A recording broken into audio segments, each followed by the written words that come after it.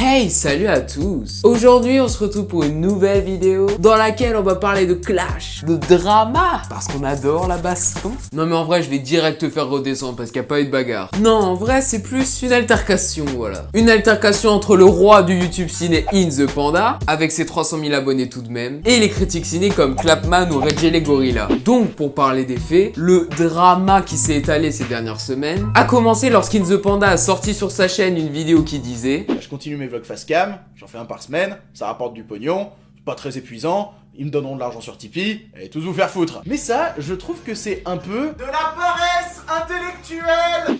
Ouais.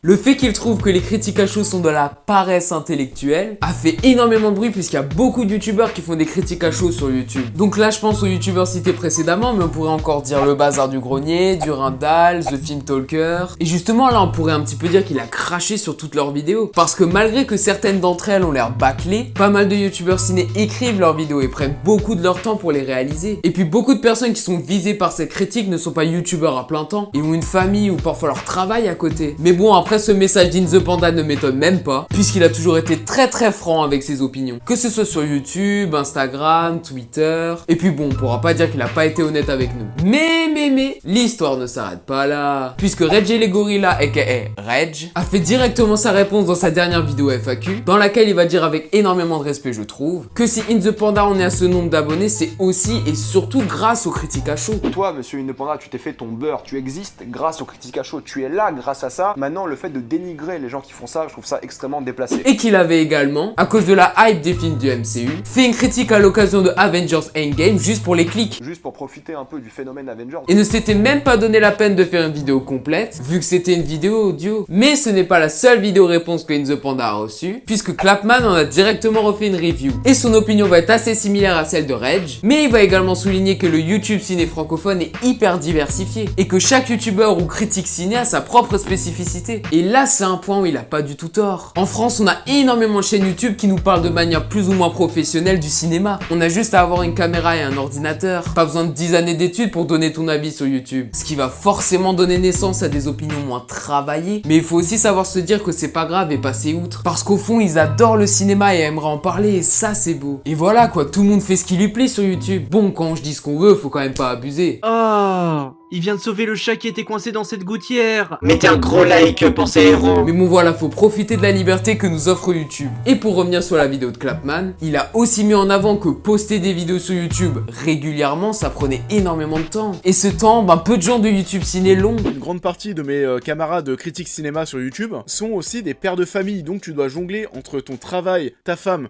tes gosses, et en plus de ça, YouTube. Et encore pire, ils sont réguliers sur YouTube. Donc non, respect. Ce qui rend la production de vidéos travaillée hyper compliquée. Ben oui, YouTube va pas mettre en avant des gens qui sortent une vidéo tous les ans. À part le YouTube Rewind.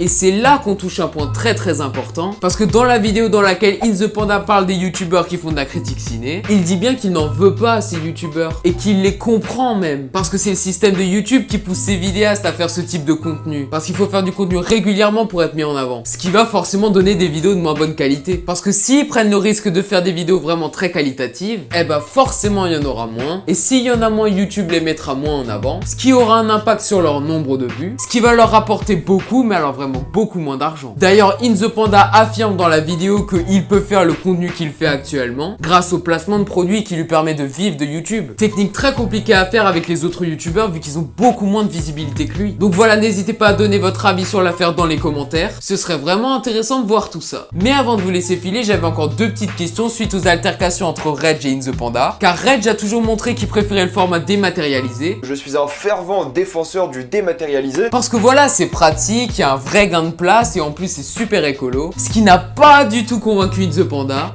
Qui lui a fait savoir que tu ne pouvais pas du tout être un cinéphile si tu n'as pas les DVD. Et que voilà, le format physique est fait pour les cinéphiles. Donc voilà, est-ce qu'on peut être un cinéphile en regardant ces films sous format dématérialisé? C'est une vraie bonne question. question. Pour ma part, et je dis bien pour ma part, être cinéphile n'a aucun rapport avec ta manière de voir les films. Être cinéphile, pour moi, c'est plus un comportement, une véritable passion pour le monde cinématographique. Mais voilà, ce n'est que mon humble avis. Et justement, pour l'autre question assez cocasse, Reg nous faisait part qu'il regardait pas mal de ses films via son téléphone. Alors oui, je préfère regarder un film sur mon téléphone. Parce que voilà, c'est un format beaucoup plus pratique pour sa vie actuelle, même s'il avoue que regarder un film dans un cinéma, c'est beaucoup mieux. Je trouve honnêtement que la meilleure manière de voir un film, ça reste au cinéma, on sera toujours, tout le temps d'accord là-dessus. Et à contrario, on a In The Panda, décidément ça colle vraiment pas les deux, qui trouve que regarder un film sur son téléphone est complètement ridicule, C'est de la poudre de perlimpinpin. et que pour être un vrai cinéphile, un vrai de vrai, il faut regarder tous les films disponibles en salle au cinéma, ce qui est, on est tous d'accord, vachement plus sympa, mais aussi beaucoup plus cher. Donc voilà pour la deuxième question. Faut-il voir tous les films disponibles en salle au cinéma pour être un vrai cinéphile? Donc voilà, répondez dans les commentaires, allez-y, ça me ferait vraiment plaisir. Donc voilà, je crois que c'est la fin de cette vidéo. N'hésite pas à t'abonner et à lâcher un like. Et pour faire un petit disclaimer avant de vous quitter, je voulais juste vous dire que je respecte énormément tous les youtubeurs que j'ai cités. C'est même mes exemples. Reg et les Gorillas, Clapman, Bazar du Grenier, Durandal, je regarde toutes leurs nouvelles vidéos. Je trouve qu'ils font un super taf. Et In The Panda, alors là, c'est au-dessus. C'est mon youtubeur, toute catégorie confondue, préféré. J'étais abonné à lui dès le début de sa chaîne, quasiment. Et de le voir là où il en est aujourd'hui, c'est incroyable. C'est lui qui m'a donné envie de me lancer sur YouTube. Et de parler du cinéma qui est le plus beau de tous les arts. En plus, c'est un youtubeur qui permet aux petits vidéastes d'avoir beaucoup plus de visibilité. Grâce par exemple à son concours de court-métrage accessible à tous. Et donc voilà, même si t'as eu des affaires de drague avec des mineurs, eh ben sache que je te soutiens. Donc si jamais tu passes par là, ce qui me paraît très peu probable, ben que je t'adore quoi.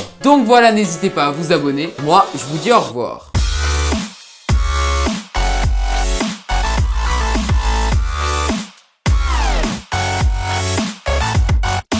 Be you.